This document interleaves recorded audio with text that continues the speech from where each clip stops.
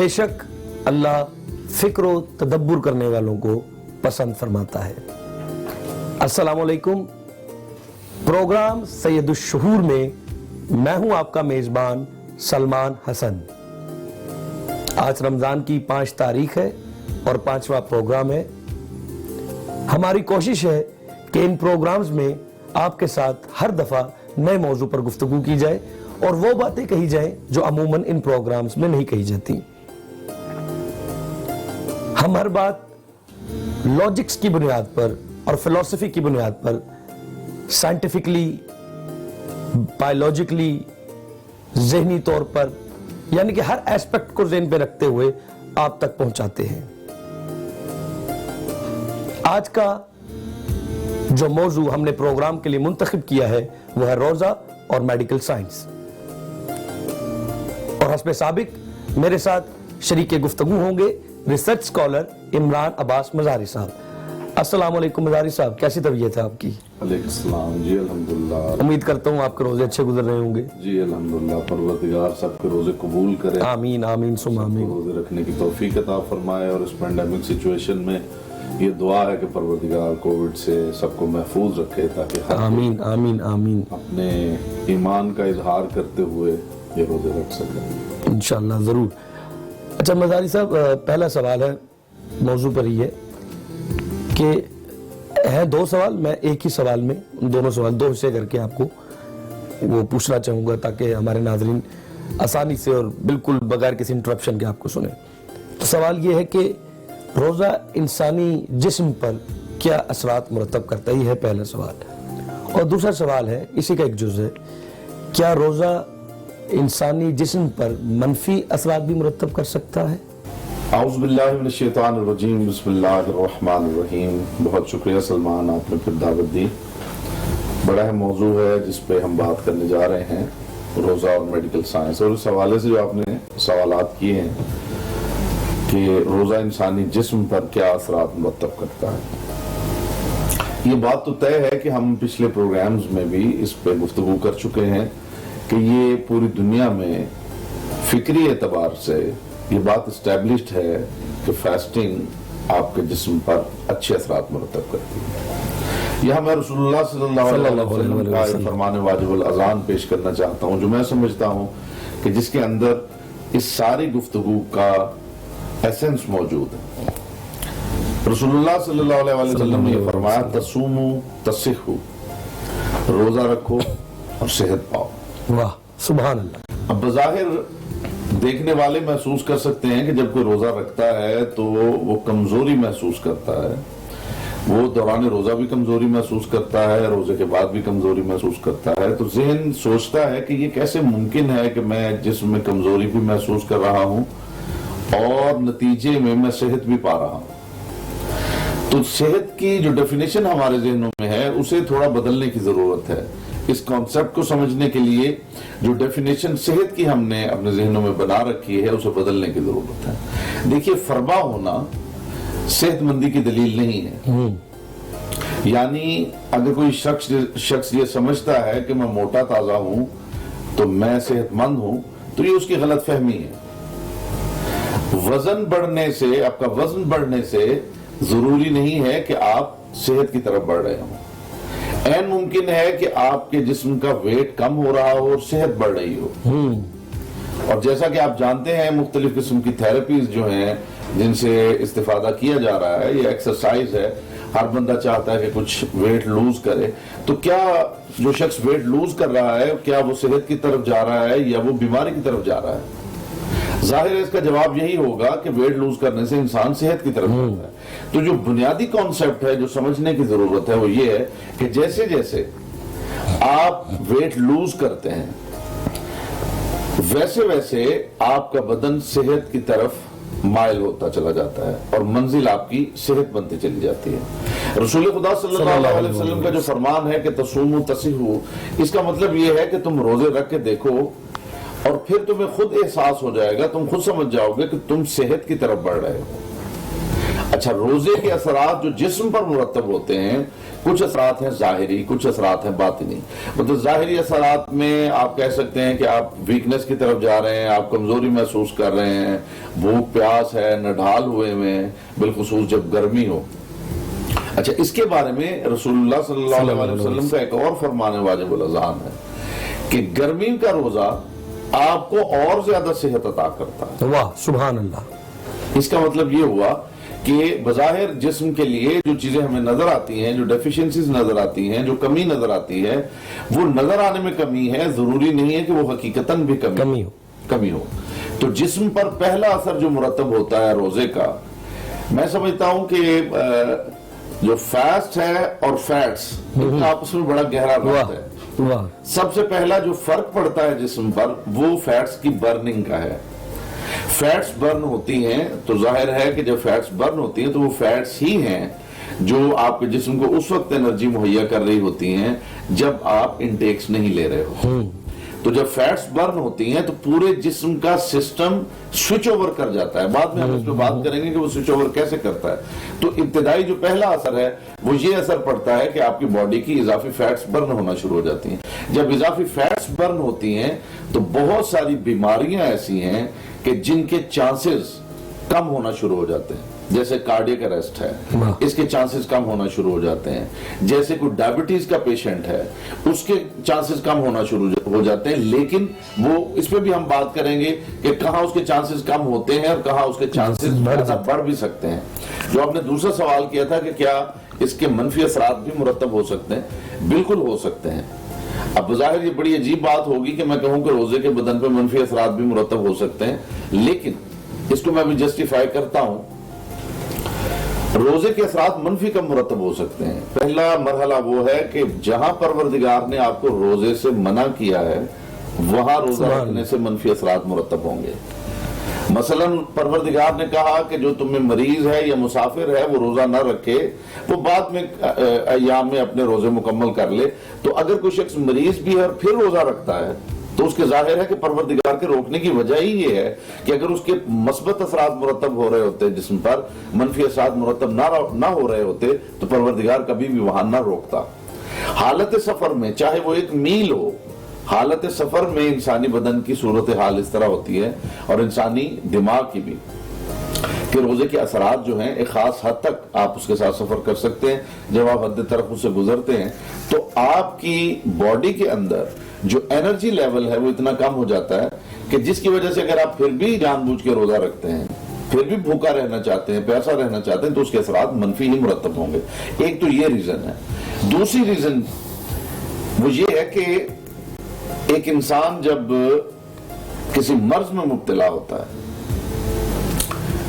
وہ کسی سے کنسلٹ نہیں کرتا، ڈسکس نہیں کرتا، کسی ڈاکٹر کی اوپینین نہیں لیتا اور وہ خود ہی فیصلے کرتا چلا جاتا ہے کہ مجھے روزہ رکھنا چاہیے یا نہیں رکھنا چاہیے.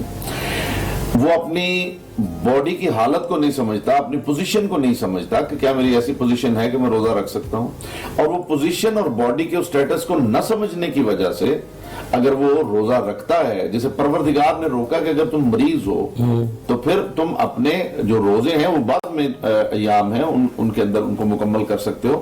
تو سب سے پہلے ضروری یہ ہے کہ انسان یہ سمجھے کہ وہ آیا صحت مند ہے یا نہیں ہے، اور اگر وہ مریض ہے تو کیا وہ اس درجے کا مریض ہے کہ اسے روزے سے رک جانا چاہیے. صحیح.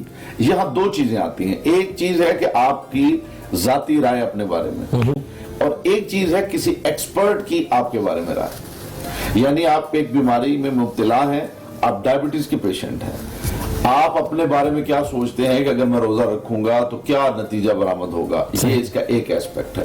دوسرا ایسپیکٹ یہ ہے کہ آپ کسی ڈاکٹر کو کنسلٹ کریں اور ڈاکٹر آپ کو بتائے کہ آپ کا جو مرض ہے وہ آپ کو اجازت نہیں دیتا کہ آپ روزہ رکھیں. صحیح. ان دونوں کے درمیان ایک تھن لائن ہے. بسا اوقات دیکھیے شریعت جو ہے، شریعت کے جتنے احکامات ہیں وہ سارے کے سارے لاجک ہی پر مبنی ہے. کوئی ایک بھی حکم ایسا نہیں ہے جسے عقل انسانی یہ کہہ سکے کہ یہ ان لاجیکل ہے.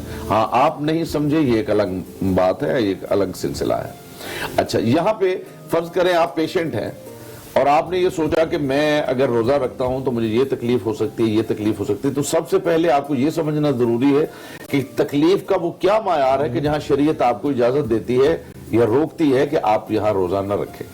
تو اس میں ٹاپ آف دی لسٹ ہے آپ کی زندگی، یعنی ایسا مرض جس سے آپ کی جان جانے کا خطرہ ہو، ایسا مرض جس سے آپ کے بدن کا وائٹل آرگن ڈیمیج ہونے کا خطرہ ہو، صحیح، ایسا مرض جس سے آپ فیٹ ہو سکتے ہوں، ایسا مرض جس سے آپ ہمیشہ مستقلاً کسی بیماری میں مبتلا ہو سکتے ہوں. تو یہ مختلف کیٹیگریز ہیں. اگر آپ ان میں فال کرتے ہیں تو آپ کہہ سکیں گے کہ میں اس درجے کا مریض ہوں کہ مجھے روزہ نہیں رکھنا چاہیے. ایون دین، اب یہ اسلام کی خوبصورتی ہے جو میں عرض کر رہا ہوں، ایون دین آپ نے مکمل انالیسس بھی اپنا کیا اور آپ سمجھے کہ میری بیماری اس درجے کی ہے کہ مجھے روزہ نہیں رکھنا چاہیے، پھر بھی شریعت کہتی ہے کہ آپ نے طبیب سے ملنا ہے، طبیب سے مشورہ لینا ہے، اس کا اوپینین لینا ہے. اچھا، آپ طبیب سے ملے، ڈاکٹر سے ملے اور ڈاکٹر نے بھی آپ کو کہہ دیا کہ آپ روزہ نہ رکھیں. اب آپ کا جو نتیجہ ہے سوچ کا وہ بھی یہی ہے کہ آپ روزہ نہ رکھیں اور ڈاکٹر کا اوپینین بھی یہی ہے کہ آپ روزہ نہ رکھیں. تو فائنل اتھارٹی کس کے پاس ہے؟ ڈاکٹر کے پاس. ڈاکٹر کے پاس. بظاہر ایسا ہی ہے کہ ڈاکٹر کے پاس ہے، لیکن شریعت یہ کہتی ہے کہ فائنل اتھارٹی پھر آپ کے پاس ہے. اس معاملے میں فائنل اتھارٹی آپ ہی ہیں. این ممکن ہے کہ ڈاکٹر آپ کو یہ کہہ بھی دے کہ آپ روزہ نہ رکھیں. میں دیکھتا ہوں بہت سارے کیسز ہیں، عام طور پہ پیشنٹ جاتے ہیں ڈاکٹر کے پاس، ڈاکٹر صاحب میرا یہ مرض ہے، میرا یہ مرض ہے، تو ڈاکٹر جو ہے وہ لکھ دیتا ہے کہ میرا بھی آپ سے یہی سوال بھی آنے والا تھا کہ کچھ مریض ہیں ان کو ڈاکٹر کہتے بھی ہیں کہ وہ روزہ نہ رکھیں لیکن وہ رکھتے ہیں. اس پر ہمیں ابھی تو بریک پہ جانا ہوگا. بریک سے آنے کے بعد انشاءاللہ مزاری صاحب سے اسی سوال پر کہ جو روزہ ہے اگر ڈاکٹر منع بھی کر دے یا ڈاکٹر کہے کہ رکھنا ہے اور ڈاکٹر منع بھی کر دے رکھنا ہے، نہیں رکھنا ہے، اور انسان اگر پھر بھی رکھ لے تو اس کے بارے میں کیا کہتی ہے شریعت. ہم بریک میں جا رہے ہیں، یوں گئے اور یوں آئے.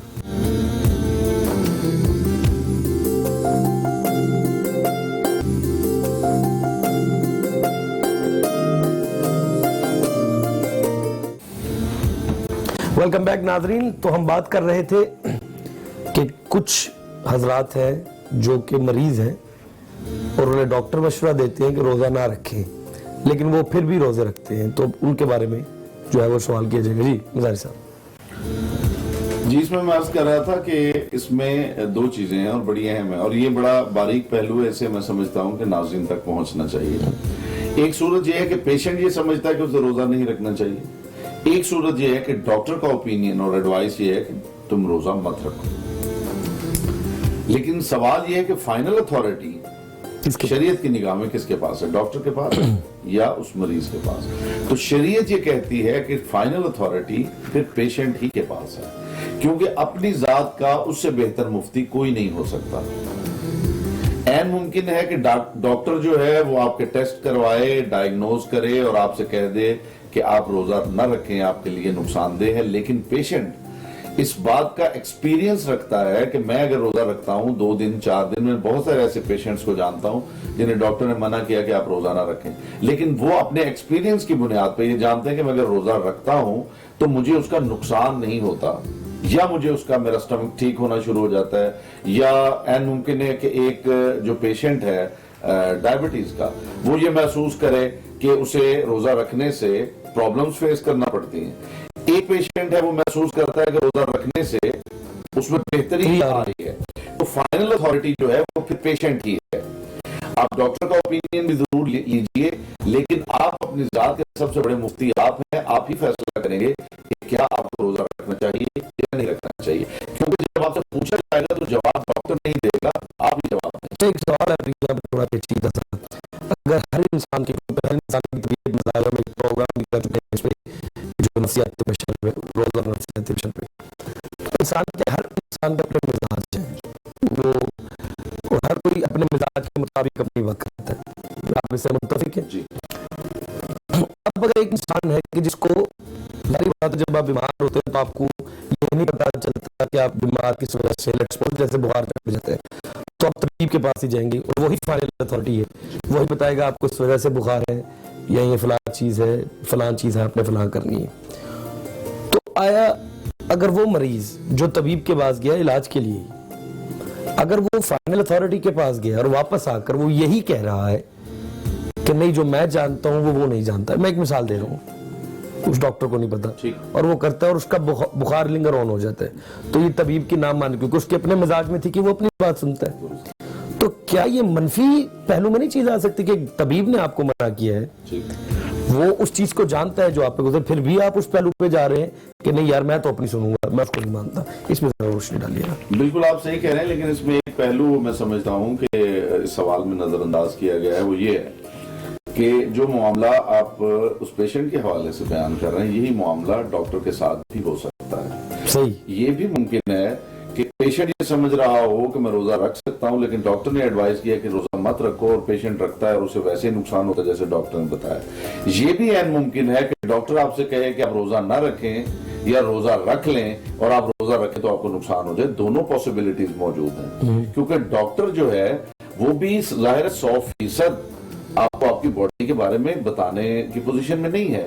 ڈاکٹر کے پاس بھی بہت ساری چیزیں ہیں جن کی بنیاد پہ وہ ڈائگنوز کرتا ہے، اور کئی دفعہ غلط ڈائگنوسس بھی ہو جاتے ہیں، غلط ڈائگنوز انسان ہے، خطا کا انسان۔ فرض کیجیے آپ نے ٹیسٹ کروایا ہے اور رپورٹ ہی غلط جنریٹ ہو گئی ہے، ڈاکٹر نے رپورٹ کی بنیاد پہ دیکھا ہے اور آپ سے کہہ دیا ہے، لیکن آپ کا ذاتی ایکسپیرینس بتا رہا ہے، آپ فرض کریں آپ کا شوگر لیول آپ روزانہ چیک کر رہے ہیں، صبح دوپہر شام چیک کر رہے ہیں، آپ کا ایکسپیرینس بتاتا ہے کہ میں اگر بھوکا رہتا ہوں تو کیا رزلٹ نکلتا ہے، اگر میں کھاتا پیتا رہتا ہوں تو کیا رزلٹ نکلتا ہے، تو سالہ سال سے جو آپ کا ایکسپیرینس ہے آپ زیادہ اسی کی طرف اٹریکٹڈ ہوں گے، چاہے ڈاکٹر نے آپ کو اپنا اوپینین دے دیا ہے۔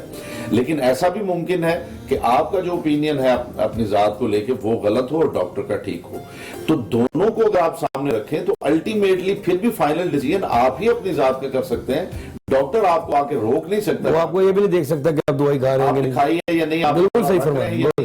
تو الٹیمیٹلی جو اتھارٹی ہے وہ آپ ہی کی ذات ہے۔ پریفریبلی میں یہ سمجھتا ہوں کہ لوگوں کو یہ چاہیے کہ ڈاکٹر کے اوپینین پر ہی عمل کریں، ڈاکٹر جو کہہ رہا ہے، ڈاکٹر جو ایڈوائز کرتا ہے اسی پہ عمل کریں، لیکن اگر کوئی اتنا بافہم اور باسمجھ ہے کہ اس کا اپنی ذات پہ اتنا کنٹرول بھی ہے، اپنی ذات کا ایکسپیرینس بھی ہے، اور وہ جانتا ہے کہ جو اتار چڑھاؤ بیماری میں ہے میں کیا کروں تو کیا ہوتا ہے، اس کا رزلٹ کیا ہوتا ہے، اس کو مد نظر رکھتے ہوئے اگر وہ خود ڈیسیژن لیتا بھی ہے تو شریعت اسے منع نہیں کرتی۔ یہ بات ہوگی۔ پھر ایک اور سوال ہے اس میں، چونکہ یہ ناظرین سن رہے ہیں تو میں پہلے یہ کہہ چکا ہوں اور آپ بھی جانتے ہیں، میں آپ کی طبیعت سے واقف ہوں، تو وہ چار چیزیں ڈیلیور کی جائیں جو کہ آج پہلے پروگرامز میں نہیں کی جاتی۔ تو اب اس کا پیچیدہ مرحلہ جو یہ آپ نے بیان کیا ہے کہ جب اللہ پاک نے مریض کو معافی دی ہوئی ہے، روزہ سے اللہ پاک نے دی ہوئی ہے، تو یہ جانتے ہوئے کہ وہ بندہ مریض ہے، چاہے ڈاکٹر کا اوپینین لیتے ہوئے وہ اپنی ٹیسٹنگ بھی جانتا ہے، وہ جانتا ہے کہ اس کی طبیعت میں اتار چڑھاؤ ہے، ہو سکتا ہے یہ وہ، لیکن ڈاکٹر کو کنسلٹ کرنے گیا اس نے پھر روزہ رکھ لیا ہے، تو جب خدا نے معافی دی ہوئی ہے کہ تم مریض ہو تو تمہیں بعد میں رکھ لو، تم قضا کر سکتے ہو، تو پھر شرع میں گنجائش تو ہے نا، تو پھر انسان پھر تجربہ کیوں کرے؟ یعنی کہ میں پہنچانا چاہتا ہوں اگر اس کا کوئی مدلل جواب ہمیں مل جائے۔ یعنی جو میں سمجھا ہوں آپ کے سوال سے وہ یہ ہے کہ اگر ایک شخص مریض بھی ہے اور شریعت نے اسے اجازت بھی دی ہے تو پھر وہ کیوں روزہ رکھے، یہ آپ کا ہاں یہ بالکل صحیح ہے کہ اگر مریض ہے تو پھر اسے روزہ نہیں رکھنا چاہیے، لیکن یہ کون ڈیفائن کرے گا کہ وہ مریض ہے یا نہیں ہے؟ جی ڈاکٹر یہ بھی میں عرض کرتا ہوں، دیکھیے مرض کے معنی کیا ہے؟ فرض کیجئے میں محسوس کرتا ہوں کہ میری سنگلی میں درد ہے اور مسلسل درد ہے تو میں مریض ہوں، میں کسی مرض میں مبتلا ہوں۔ بالکل۔ میں وقتاً فوقتاً محسوس کرتا ہوں کہ میرے سر میں درد ہے تو میں مریض ہوں، تو میں مریض ہوں۔ میں محسوس کرتا ہوں کہ میرا ٹیمپریچر عام سطح سے جو کہ 37 ڈگری سیلسیس ہے یا 97.5 فارن ہائٹ ہے اس کے اراؤنڈ، اگر وہ ٹیمپریچر ہے تو اس سے اگر 1 ڈگری بڑھ جائے تو میں ظاہر مریض ہوں، میں نارمل نہیں ہوں، لیکن کیا شریعت اس کو مرض کنسیڈر کرتی ہے؟ میرے خیال میں نہیں۔ اب دیکھیے، اچھا حالانکہ آپ نے خود ہی اس بات کو تسلیم کیا کہ میں مریض ہوں، مریض تو میں ہوں کیونکہ ڈس آرڈر کا شکار ہوں، میں نارمل ہیومن بینگ کی طرح نہیں ہوں، تو پھر میں مریض کیوں نہیں ہوں؟ اس کا مطلب یہ ہے کہ شریعت کی نگاہ میں بھی سبحان اللہ، کیا جواب، مرض کی ایک ڈیفینیشن ہے، واہ، جب تک آپ اس کیٹیگری میں فال نہیں کرتے وہ حکم آپ پر امپلیمنٹ نہیں کیا جا سکتا، آپ پر امپوز نہیں کیا جا سکتا۔ جس کو شریعت مرض کہتی ہے یعنی جب ہم شریعت کو کنسلٹ کرتے ہیں تو شارع مقدس نے اس پہ جو بات کی ہے کہ مرض کے معنی کیا ہے. مرض کے معنی یہ ہے کہ انسان کسی ایسی بیماری میں مبتلا ہو جس کے نتیجے میں وہ مر سکتا ہو, جس کے نتیجے میں اس کی بیماری مستقل شکل اختیار کر سکتی ہو, کوئی وائٹل آرگن ڈیمیج ہو سکتا ہو, اس بیماری کے نتیجے میں کوئی اور ایسی بیماری لگنے کا اندیشہ ہو جس بیماری کی وجہ سے پھر یہ تمام مسائل آ سکتے ہوں, تو پھر آپ شریعت کی نگاہ میں وہ مریض ہیں جسے روزہ نہیں رکھنا چاہیے. اسی طرح آپ جب ڈاکٹر کے پاس جائیں گے تو ڈاکٹر میں یہ سمجھتا ہوں کہ ہر انسان اگر وہ اپنے مرض کو جاننا چاہے تو وہ ٹیسٹ کروانا شروع کر دے تو اسے بہت جلد محسوس ہو جائے گا کہ وہ یہاں مریض نہیں ہے تو وہ یہاں مریض ہے, کوئی نہ کوئی چیز تو ہے, کچھ نہ کچھ اس کو مل جائے گا. تو لیک آف انفارمیشن کی وجہ سے ہم اپنے آپ کو مریض نہیں سمجھتے. Some times lack of information is good. Awareness نہیں ہے اس چیز کی. آج کل تو میں یہ چیز دیکھ رہا ہوں, حالانکہ تھوڑا آف ٹاپک گفتگو ہے, لیکن یہ چیز بہت زیادہ ہو چکی ہوئی ہے خصوصاً ہماری نوجوان نسل میں کہ ہلکا سا کوئی تھوڑا سا درد ہونا مستقل تھوڑا, یعنی کہ لیٹس سپوز 10 دن سر درد ہوا ہے تو اپنا بلڈ ٹیسٹ کروانے چلے گئے کسی کے کہے بغیر اور یہ چیزیں کرانے لگ گئے. تو وہ جو ایک ڈر ہے, خوف ہے, اور ایک طرح کی آج کل آپ کو ویسے ہی پتا ہے کرونا کے دن چل رہے ہیں, تو ایک ڈر ہے, خوف اور ایک وہم ہے. جی اچھا مجھے یہ تعلق بتائیں, وہم کا میڈیکل سائنس سے کوئی تعلق ہے؟ بہت گہرا تعلق ہے جی. آپ ڈائبٹیز کے پیشنٹس کو دیکھ لیں, آپ کو زیادہ تر تعداد جو ہے وہ لوگوں کی ملے گی کہ جن کو کھانے کی وجہ سے ڈائبٹیز نہیں ہوئی بلکہ انگزائٹی کی وجہ سے, ڈپریشن کی وجہ سے, سٹریس کی وجہ سے ہوئی ہے. بہت سے لوگ ہیں کہ جو مسلسل اس سٹریس کی وجہ سے وہم کا شکار ہونے لگتے ہیں, شک میں مبتلا ہونے لگتے ہیں. اسی لیے شریعت دیکھیے کتنا خوبصورت یہ پروردگار کا قانون ہے کہ شریعت شک کو کنسیڈر ہی نہیں کرتی. شریعت کہتی ہے کہ جب تک تمہیں کسی چیز کا یقین نہیں ہے تم اسے کنسیڈر ہی مت کرو. مثلا اگر آپ ایک کمرے میں نماز پڑھنا چاہتے ہیں اور آپ کو شک ہے کہ کوئی جگہ نجس ہے تو شریعت کہتے ہیں اسے کنسیڈر مت کرو. ہاں اگر تمہیں یقین ہے کہ یہاں پہ یہ جگہ نجس ہے تو پھر وہاں نماز نہ پڑھو. شریعت یہ کہتی ہے کہ شک کو کنسیڈر مت کرو. جب شک کو کنسیڈر, اور کسی نے پوچھا رسول اللہ صلی اللہ علیہ وسلم سے کہ یا رسول اللہ یہ ایک شخص ہے, لگتا ہے یہ دیوانہ ہے, یہ مجنون ہے, اس پہ کسی جن کا اثر ہے, تو رسول خدا نے فرمایا کہ اس پہ جن کا اثر نہیں ہے, اس سے پوچھ کے دیکھو یہ وہم کا شکار ہے اور یہ اس کا نتیجہ ہے. تو بہت زیادہ کھوج لگانا اور ہر وقت کھوج میں پڑے رہنا. اچھا یہ بھی شریعت کا حکم ہے کہ اگر آپ بیمار ہیں تو کوشش کریں کہ اٹھ کے چلتے پھرتے رہیں. یہ نہ کریں کہ آپ ایک ہی جگہ لیٹ رہیں. آپ کے بستر پر مسلسل لیٹے رہنے کی وجہ سے اور ہاتھ پاؤں نہ چلانے کی وجہ سے اور روٹین میں نہ آنے کی وجہ سے اس بیماری میں اضافہ ہو سکتا ہے, کمزوری پیدا ہو سکتی ہے. اتنی دیر تک چلتے پھرتے رہیں جب تک آپ کو بیماری رکنے پر, بیٹھنے پر, لیٹنے پر مجبور نہ کر دے, تب تک چلتے پھرتے رہیں.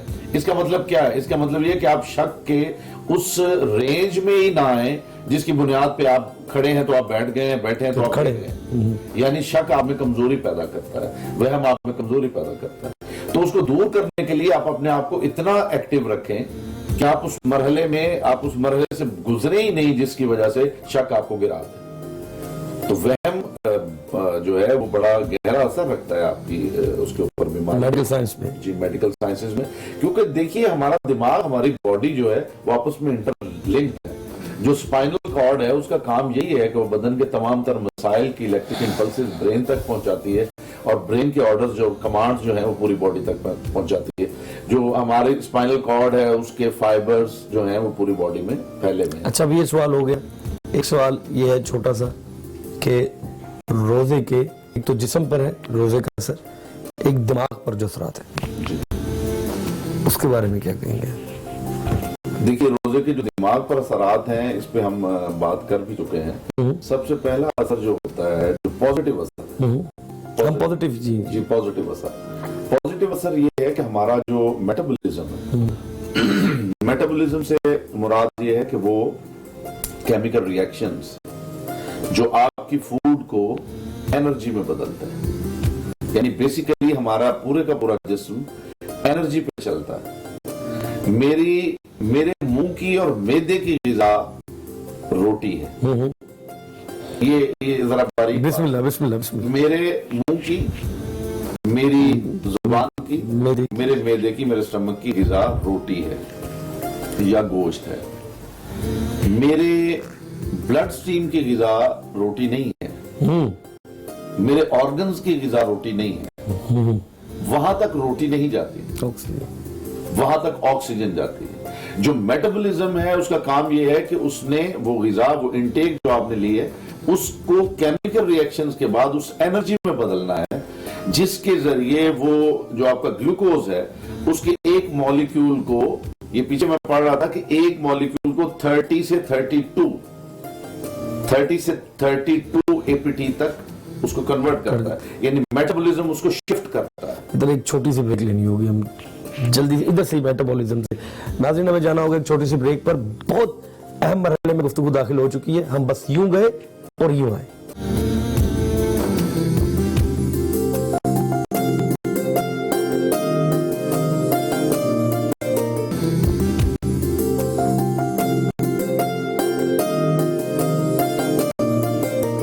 वेलकम बैक नाजरीन, गुफ्तगू बहुत अहम मरहले में थी, हम वहीं से शुरू करेंगे बगैर कोई वक्त जाए के। जी मेरे साथ मेटाबॉलिज्म पे गुफ्तगू हो रही थी। जी मैं अर्ज कर रहा था कि जो हमारा बॉडी में जो केमिकल रिएक्शन है जो हमारे इनटेक्स को एनर्जी में कन्वर्ट करता है, जो हमारे जो ह्यूमन सेल्स हैं उनको एनर्जी प्रोवाइड करता है, वो सिस्टम स्विच ओवर कर जाता है जब हम रोजा रखते हैं, तो वो कीटोन बॉडीज बनाता है। कीटोन बॉडी, ठीक है, कीटोन बॉडीज।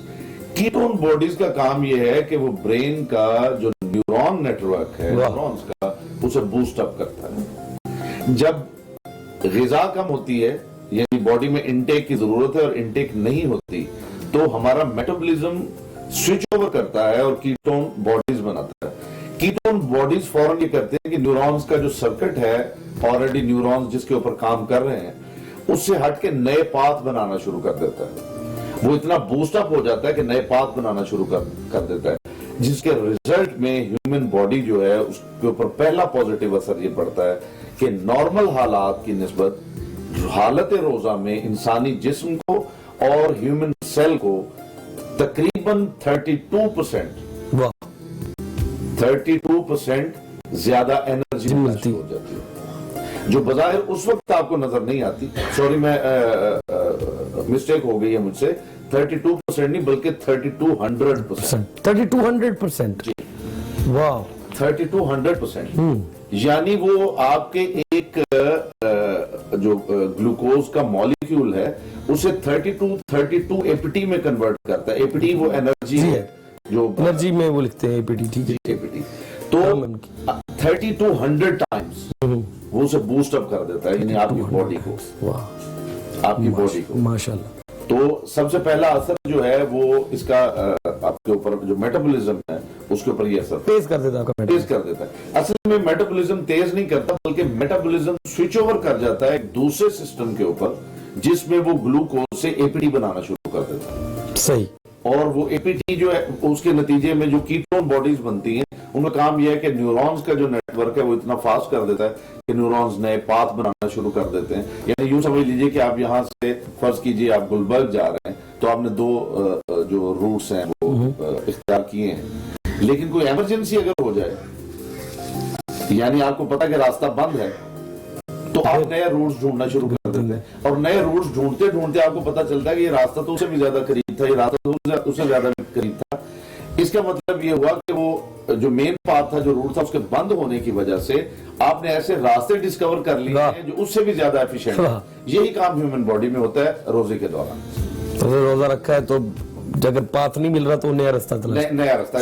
जैसे आपको पता है कि हार्ट की आर्टरीज जो हैं, अगर कोलेस्ट्रॉल की वजह से कोई क्लॉट आ जाता है, ब्लड क्लॉट आ जाता है, तो आर्टरीज जो है नया पाथ बनाना शुरू करती है। बिल्कुल, क्योंकि उनको वहां ब्लॉकेज मिल रही है तो दूसरे रास्ते से नया पाथ बनाते हैं। तो जब एक इंसान रेगुलरली एक पाथ पे चल रहा हो और फिर उसे मजबूरन एक नया पाथ ढूंढना पड़े, तो बस औकात ऐसा भी होता है कि उस रास्ते में बहुत बड़ी बड़ी डिस्कवरीज भी होती हैं। तो ह्यूमन बॉडी में ये सब कुछ चल रहा होता है। नाज़रीन, मेरे ख्याल में तो नहीं कि आज तक किसी भी प्रोग्राम में मेडिकल इवेंट के अलावा कोई डॉक्टर अगर ये बात कर रहा हो तो शायद मैं इस चीज़ को सराहूं भी ना, क्योंकि डॉक्टर्स हैं, उनका तो पेश है, लेकिन जिस खूबसूरत अंदाज में इनकी रिसर्च है माशाल्लाह मज़ारी साहब की, जिस तरीके से इन्होंने इसको पेश किया है, ये चीज़ खुद बता रही है कि रोज़ा जो है वो आपकी बॉडी के लिए बना है, बल्कि रोज़ा आपकी बॉडी के लिए वो काम करता है, आपके जिस्म के लिए वो काम करता है शायद दवाइयाँ और दूसरी चीज़ें भी ना कर सके।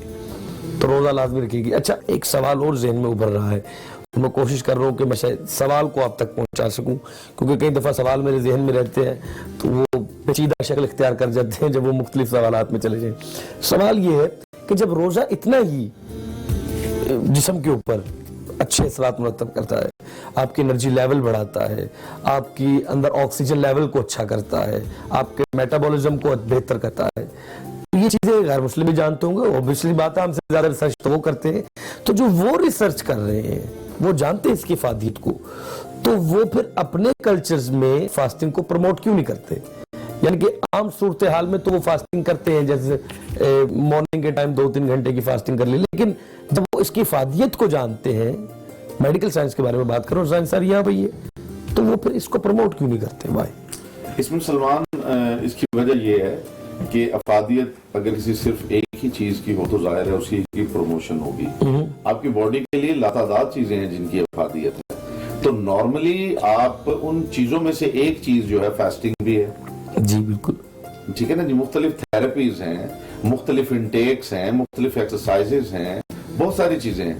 تو آپ نارملی اگر فرض کیجیے 1000 چیز ہے جس کا آپ کی باڈی کے لیے فائدہ ہے, تو ان میں سے ایک فاسٹنگ بھی ہے. تو یہ ضروری نہیں ہے کہ آپ 999 چیزوں کو ترک کر کے ایک کو پروموٹ کرنا شروع کر دیں. یہ اس وقت ہوگا کہ جب آپ ڈاکٹر کے پاس جا کے کہیں گے کہ مجھے یہ بتائیے کہ فاسٹنگ میرے لیے اچھی ہے یا نہیں. پھر اگر کوئی ڈاکٹر یہ کہے کہ فاسٹنگ اچھی نہیں ہے, مجھے ایسا ڈاکٹر دنیا میں نہیں ملا جو یہ کہے کہ فاسٹنگ اچھی نہیں ہے.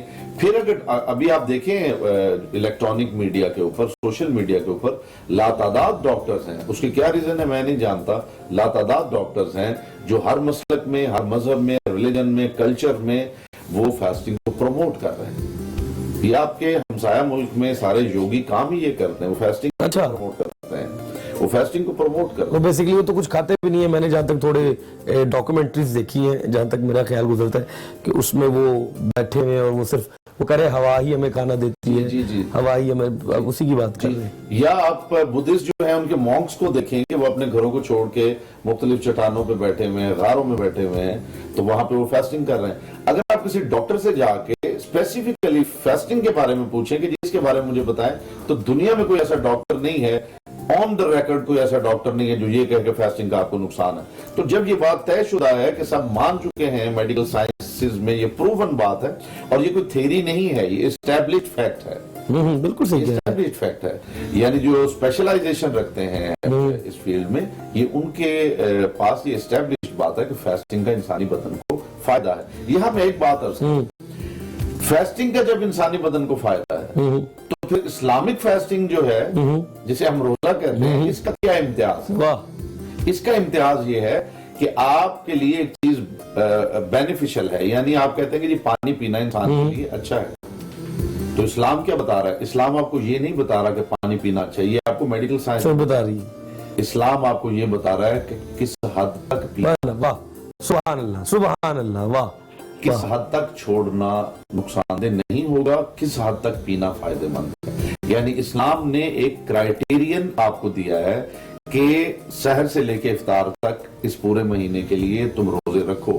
اس کا مطلب ہے کہ شریعت چونکہ کہہ رہی ہے, اس پروردگار کا حکم ہے جس نے آپ کی باڈی کو ڈیزائن کیا ہے, اس کا مطلب ہے کہ آپ مطمئن رہیں کہ اگر ان 30 دنوں میں سحر سے لے کے افطار تک آپ بھوکے پیاسے رہتے ہیں تو آپ کے جسم کو کوئی نقصان نہیں ہونے والا. ایک اور دوسرا یہ کہ یہ پروردگار نے ایک معیار دیا ہے کہ کس حد تک تم فاسٹنگ کرو, تو اسلام آپ کو معیار دے رہا ہے. اس سے زیادہ یہ اس سے کم کا سوال ہی پیدا نہیں ہوتا, کیونکہ یہ معیار وہ دے رہا ہے جس کا کلیم ہے کہ میں کریٹر ہوں, ہیومن باڈی کا کریٹر ہوں. اچھا لاسٹ سوال ہے, کیونکہ دامن وقت میں اتنی گنجائش بھی نہیں ہے. سوال یہ کہ جو میڈیکل سائنس کے اوپر بھی ہوگا تھوڑا, کیونکہ یہ جسم سے تعلق رکھتی ہے. اب جیسے روزہ یہاں پر افطار کیا جاتا ہے تو لوگ تیل والی چیزوں کی طرف, پکوڑے, سموسے, ان کی طرف بھاگتے, لپکتے ہیں, جسم فاسٹنگ کی حالت میں ہوتا ہے. یہ جو تیل والی اور جو چکنائی والی چیزیں فوراً کھا لینا افطاری کے وقت, اس کے ساتھ انتہائی مضر ہے.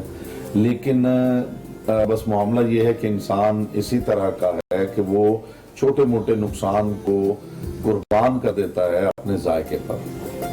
انسان نفسیاتی طور بہت خوبصورت لائن ایسا ہی ہے. اگر ایسا ہوتا کہ ایک سموسہ کھانے سے دوسرے دن جو ہے وہ تڑپ رہا ہوتا تو وہ سموسہ کھانا بند کر دیتا. وہ دیکھتا ہے میں سموسہ کھاتا ہوں, کچھ پرابلم ہوتی پھر ٹھیک ہو جاتا ہوں, لیکن اس ذائقے کو قربان نہیں کرنا چاہتا, ذائقہ نہیں قربان دیتا, ذائقہ قربان نہیں کرنا چاہتا.